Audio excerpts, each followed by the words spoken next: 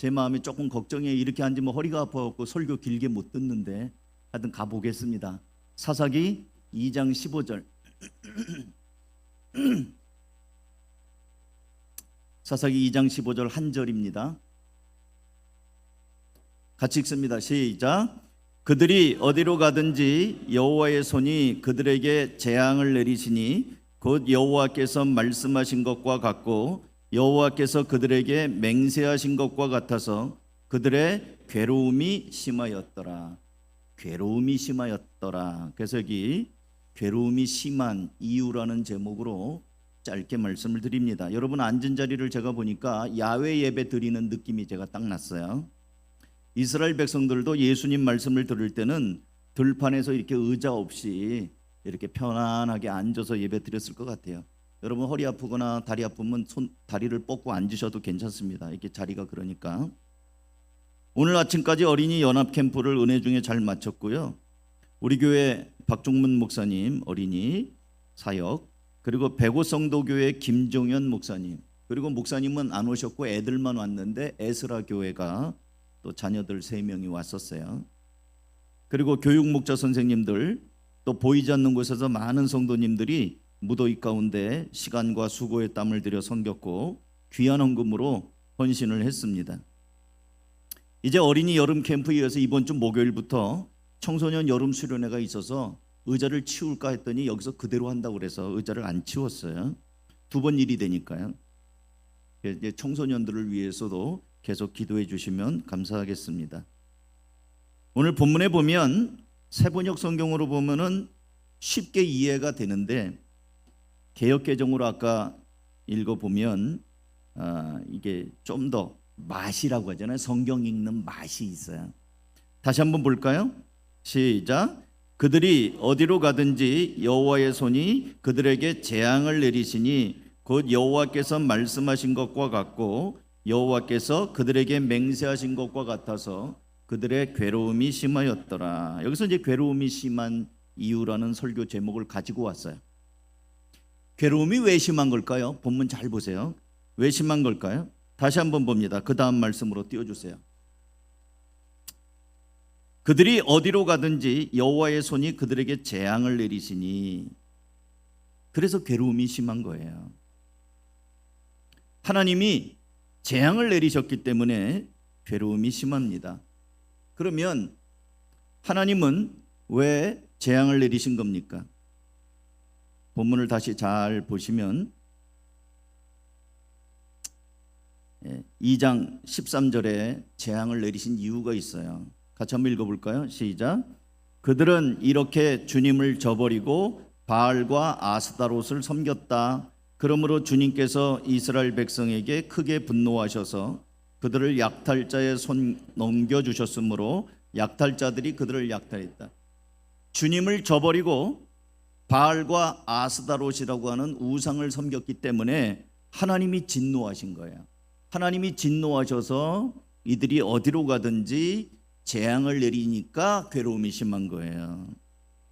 자, 이 사람들은 어떤 사람들인가? 이스라엘 백성들은 크게 3부분으로 나눌 수 있어요. 430년간 애굽에서 종살이하던 사람들이 1세대입니다. 이들이 나왔죠. 그래서 광야에서 막 원망하고 불평하다가 가나안 땅 앞에서까지 원망을 했어요. 그래서 하나님이 너희들은 안 되겠구나, 너희들은 뒤로 돌아가 해갖고 광야에서 40년 헤매게 하고 다 죽었어요. 그리고 거기서 태어난 2세대가 가나안 땅을 들어갑니다. 그리고 가나안 땅에 들어가서 이제 여호수아와 함께 계속 전쟁을 했죠. 정복 전쟁을 했습니다. 그리고 나서 가나안 정복이 끝난 다음에 여호수아도 나이가 많고 함께했던 장군들, 장로들 다 나이가 많아서 그들이 죽었습니다. 그 2세대가 죽었어요. 그리고 여기 있는 사람들은 3세대입니다. 3세대. 그러니까 부모와 달리 고생 모르고 자란 사람들이에요. 본문 사사기 2장 7절을 한번 보겠습니다. 같이 읽습니다. 시작. 온 백성은 여호수아가 살아있는 동안 주님을 잘 섬겼다. 그들은 여호수아가 죽은 뒤에도 주님께서 이스라엘에게 베푸신 큰 일을 모두 눈으로 직접 본 장로들이 살아있는 동안에는 주님을 잘 섬겼다. 요 3세대. 여호수아가 있을 때는 주님을 섬겼어요. 여호수아가 죽었습니다. 여호수아와 함께 있었던 그 장로들이 있을 때도 주님을 잘 섬겼어요. 근데 세월이 지나니까 여호수아도 죽고 장로들도 죽고 나니까 그때 문제가 생긴 거예요. 여러분, 제가 이 말씀을 드리기 전에 한번 질문할게요. 아까 제가 3세대라고 했잖아요. 1세대, 2세대, 3세대. 자, 1세대. 애굽에서 종살이 할 때 이 사람들을 하나님의 능력으로 꺼낸 사람이 누굽니까? 모세입니다. 모세. 바로 왕하고 같이 대결을 벌쳐서 건네오고 홍해를 가르고 만나가 내리고 메추라기가 냈던 이 끌어낸 사람이 모세예요. 모세가 죽음을 앞두고 이제 남아있는 이 백성들이 가나안 땅에 못 들어갔으니까 잘 부탁한다 하면서 모세 후계자가 누구예요? 여호수아에게 다 물려줬어요. 후계자가 여호수아예요. 결국 이제 이어받아 갖고 여호수아가 이 백성들과 함께 가나안 땅에 들어가서 이제 적과 꾸리는 땅 이제 막 전쟁을 하고 막 정복해가고 그랬습니다. 여호수아의 후계자는 누굽니까? 여호수아 후계자 없어요. 이게 문제예요. 모세는 여호수아를 남겼어요. 신앙과 리더십을 물려줬습니다. 근데 여호수아는 없어요. 아니, 그 똑똑한 여호수아가, 그 용맹한 여호수아가 가나안 땅 정탐하고 온 사람들에게 하나님이 함께 하시면 얼마든지 이길 수 있다, 담대하자라고 얘기했던 그 여호수아가 믿음의 장군이잖아요. 근데 후계자가 없어요. 사사기서 2장 8절 또 읽습니다. 시작.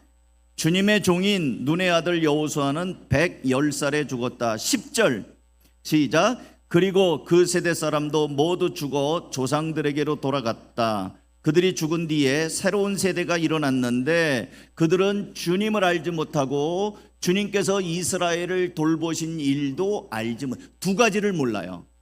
일단 주님을 몰라. 하나님이 누군지를 몰라요. 둘째, 하나님이 어떤 일을 했는지를 몰라요.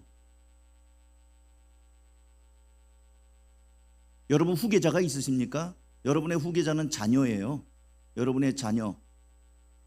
여러분의 자녀는 여러분이 믿는 하나님을 압니까? 그리고 하나님이 어떤 일을 하셨는지, 나를 위해서 무슨 일을 하셨는지 그걸 알까요? 우리가 주님을 안다고 할 땐 두 가지를 말해요. 주님이 어떤 분인지. 주님은 사랑이 많으신 분이야. 주님은 능력이 많으신 분이야. 주님은 천지 만물을 지으신 창조자야. 주님은 우리의 아픔을 고쳐주실 수 있는 분이야. 문제를 해결해 주실 수 있는 분이야. 주님은 사랑이셔. 주님 자체를 알아야 되는 것이고요. 주님은 나와 함께 하셔. 나의 고통을 고쳐주시고 해결해 주시는 분이야. 주님은 예수님을 보내주셨어. 내가 기도하면 주님께서는 응답하셔. 주님이 하시는 일, 그것을 알 때 우리는 하나님을 안다라고 말합니다. 근데 여기 10절에 보면 새로운 세대라고 돼 있잖아요. 다음 세대는 넥스트 제너레이션이에요. 넥스트 제너레이션, 다음 세대. 근데 이 새로운 세대를 영어 번역에는 뭐라고 돼 있냐면 어나더 제너레이션으로 돼 있어요. 어나더라는 거는 다른 거예요. 다른 세대예요. 전혀 달라요. 본질이 달라. 그러니까 나하고 달라요. 신앙도 다르고 생각도 다르고 가치관이 다른 엉뚱한 것이 나왔다는 거예요. 하나님도 모르고 하나님께서 하신 일도 모른다는 말은 부모가 가르치지 않은 거예요. 밥상머리 교육이라고 있잖아요. 밥상머리 교육. 어른한테 인사 잘해야 된다. 쓰레기 함부로 버리면 안 된다. 그리고 어른 보면 이렇게 말도 좀 삼가해야 된다. 조심해야 된다. 어렴성이 다 이거 밥상머리 교육이에요. 예수 안 믿는 사람도 밥상머리 교육합니다. 어른이 주는 잔을 받을 때, 술 먹을 때 어떻게 해요? 돌아서 먹어야 된다. 그렇게 하잖아요. 담배 필 때는 이렇게 조심하고 어른 너무 끄기도 하고. 예수 안 믿는 사람도 그런 거 가르쳐요. 맞담배질하는 거 아니다 뭐 이렇게 가르치잖아요. 하나님도 모르고 하나님께서 하신 일도 모른다는 것은 그 부모가 가르치지 않은 거예요. 왜냐하면 이집트로부터 나오게 된 얘기, 애굽에서 나오고 홍해 가르고 광야 지나오면서 수많은 신앙의 위기들, 만나 메추라기 반석에서 깨뜨려서 물 나오고, 얼마나 간증거리가 많아요. 근데 안 가르쳤어요. 얘기 안 한 거죠. 왜 얘기 안 해줄까요? 그럼 도대체 무슨 얘기를 했을까요? 이스라엘 백성들이 가나안 땅에 가서 무슨 얘기를 했을까요? 가나안 땅은 젖과 꿀이 흐르는 땅입니다. 민수기에 보면 가나안 땅을 정탐하고 돌아온 정탐꾼들이 뭔가를 가지고 옵니다. 이거 거기 뜬 거예요. 갖고 오는데 포도 한 송이를 따 갖고 옵니다. 포도 몇 송이? 한 송이. 자, 대부도가 포도가 많은 지역입니다. 포도 한 송이를 여러분이 대부도에서 사왔어요. 어떻게 들고 오실래요? 어깨에다 짊어지고 옵니까? 너무 무거워갖고 그냥 이렇게 짊어지고 올래요? 민수기 13장 23절 보세요. 읽습니다. 시작. 그들은 에스골 골짜기에 이르러 거기에서 포도 한 송이가 달린 가지를 꺾어서 두 사람이 막대기에 꿰어 둘러매었다. 석류와 무화과 땄다. 도대체 포도 한 송이가 얼마나 크길래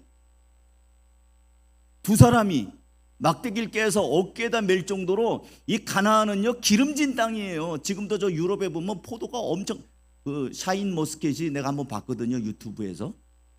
한 송이를 진짜 커요. 한 보따리가 돼요. 이거가 여러분 시중에 사는 샤인 머스켓은 그건 그 농부가 뭐라 그래, 교배를 한다고 그럴까, 이래 갖고 조그맣게 만든 거예요. 원래 그 샤인 머스켓은 어마어마하게 커요. 큰 건데 그렇게 팔아서 남는 게 없으니까, 안 팔리니까 이게 품종을 개량한 거예요. 가나안 땅을 정탐했던 이 정탐꾼이 포도 한 송이가 달린 가지를 두 사람이 꿰어가지고 어깨에다 메고 올 정도니까 농사가 잘 되는 곳이에요. 거기는.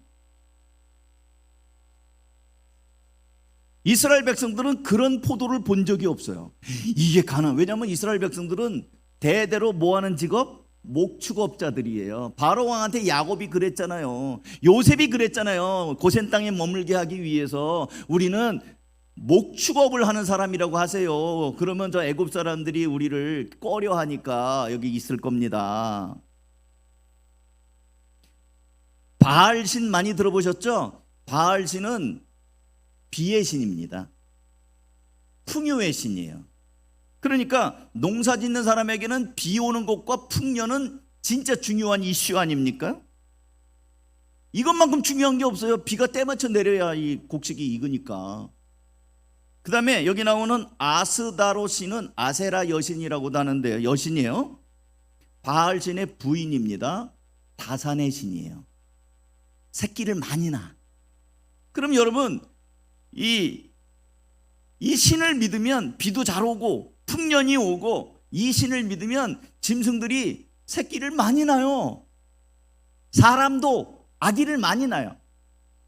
이 농경 시대에는 아기가 많아야 일꾼이 많은 거예요.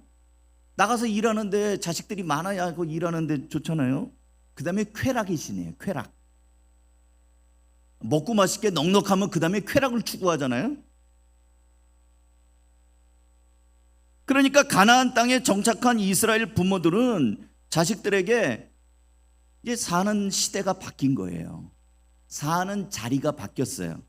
그러니까 하나님의 성품이나 하나님께서 하신 일을 가르치기보다는 가나안 땅에서 이제 농사를 우리도 져야 돼.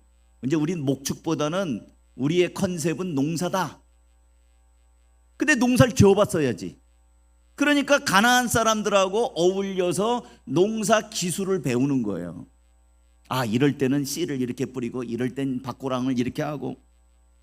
그러니까 가나안 사람들하고 적대감을 가지면 안 되고 잘 지내야 하나라도 잘 배울 수 있죠. 그러다 보니 가나안 족속들의 우상 바알과 아스다롯도 자연스럽게 믿게 된 거예요. 사사기서 2장 12절 같이 읽습니다. 시작. 이집트 땅에서 그들을 이끌어내 주신 주 조상의 하나님을 저버리고 주위의 백성들이 섬기는 다른 신들을 따르며 경배하여 주님을 진노하게 하였다. 그들은 이렇게 주님을 저버리고 바알과 아스타롯을 섬겼다. 그들이 누구냐면 이스라엘 백성들 3세대, 우리의 자녀들, 다음 세대가 이제는 하나님이 아니고, 하나님이 하신 일이 아니고 풍요의 신, 다산의 신, 비의 신, 물질의 신, 돈의 신, 그걸 믿게 됐다는 거예요. 하나님께서는 이런 이스라엘 백성들에게 진노하신 겁니다. 처음에 하나님은 이스라엘 백성들을 축복하셨어요. 신명기 28장 2절과, 너무 길어갖고 제가 짧게 따왔는데요, 같이 읽습니다. 당신들이 주 당신들의 하나님의 말씀에 순종하면 이 모든 복이 당신들에게 찾아와서 당신들을 따를 것입니다.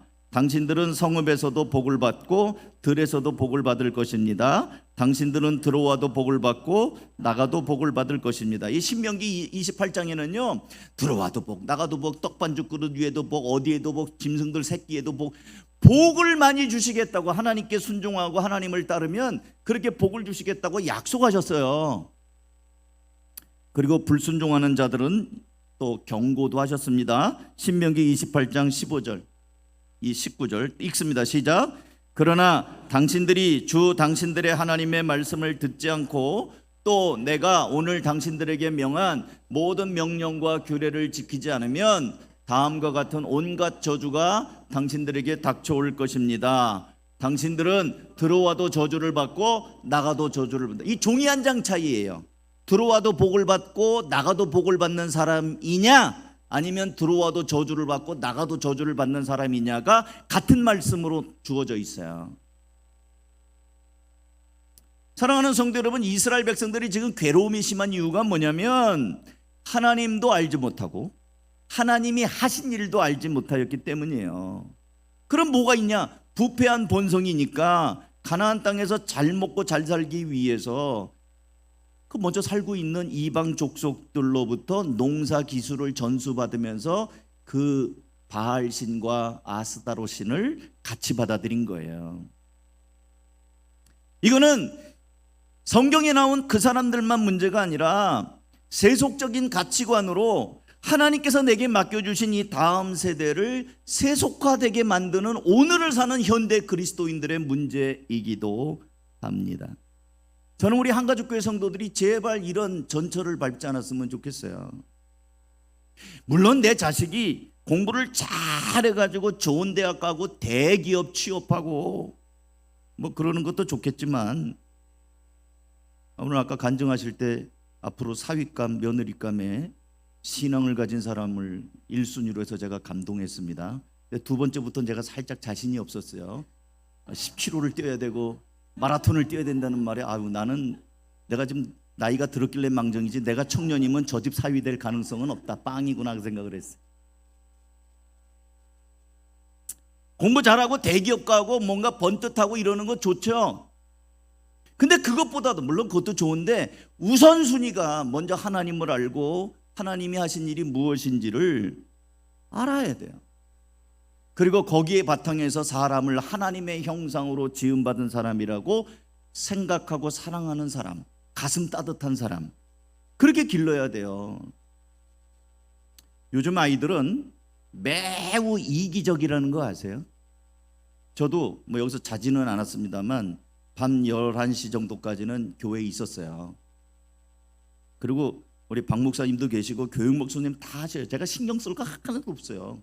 그래서 저는 목양실에 있다가 목사님 식사 시간입니다, 그럼 나가고 밥 먹고 전 숟가락만 얹으면서 지냈어요.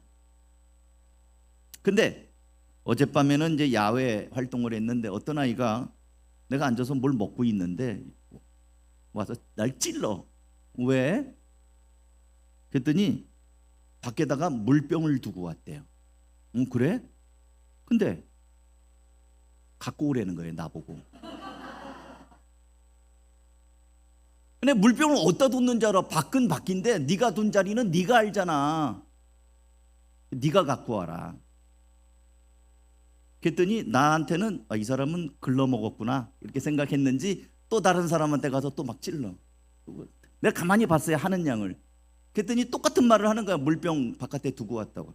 근데 그분이 너무 착해. 그래 그러더니 나가가고 얼른 갖다 준 거예요. 제가 그거 보고 생각이 많았습니다. 아이들에게 믿음과 인성 교육을 해야 돼요. 인성이 있어야 돼. 인성. 학교에서 할 수 없습니다. 인성 교육, 믿음 교육은 학교에서 가르칠 수가 없어요. 부모가 해야 돼요. 그리고 교회가 해야 됩니다.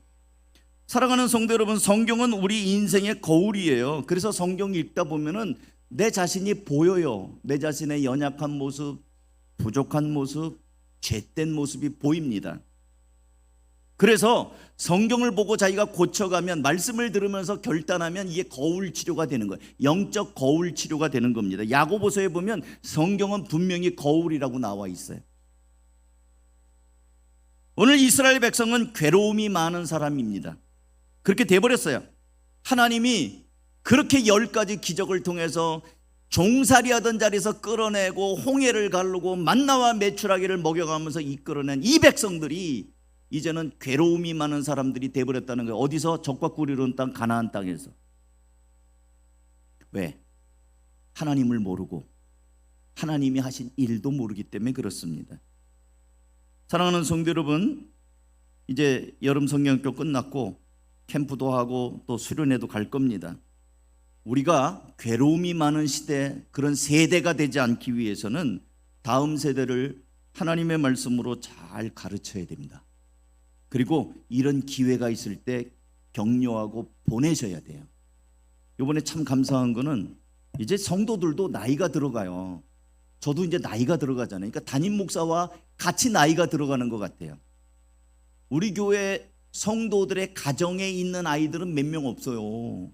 다 조금 했던 애들 다 커서 중학생, 고등학생이 다 돼버렸어요. 그래서 요번에 40명 정도의 어린이가 참석했는데 20명 정도의 어린이는 VIP들이에요. 우리 교회 다니는 애들이 아니에요. 다 그냥 왔다리 갔다리 하는 애들이고, 그 아이들이 방방장에서도 만나고 팝콘전도 할 때도 만나고 그랬던 애들이에요. 우리 교회 가정에서 태어난 애들이 아니에요. 우리 성도들의 가정의 자녀들이 아니더라고요. 이제 우리는 우리의 다음 세대를, 내 자녀는 기도하면서 또 이게 교회에 있는 아이들도 관심을 가지면서 그렇게 키워나가야 할 시점이 됐습니다. 그것이 괴로움이 심한 세대가 아니라 어디를 가든지 들어와도 복, 나가도 복을 받는 하나님이 우리에게 주신 거울, 비법이라는 것입니다. 오늘도 주의 은혜가 함께 하시기 바랍니다. 기도하겠습니다.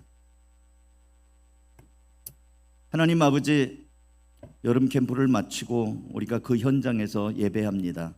오늘 이스라엘 백성들이 하나님이 그렇게 애쓰시고 기적과 능력을 베풀어 주셔서 마침내 약속의 땅 가나안 땅으로 인도하셨지만, 그들은 거기서 풍요와 재물과 또 쾌락에 빠져서 오히려 하나님을 저버리고 하나님도 모르고 하나님이 하신 일도 모른 채 정말 괴로움이 심한 세대로 살아가는 모습을 봤습니다.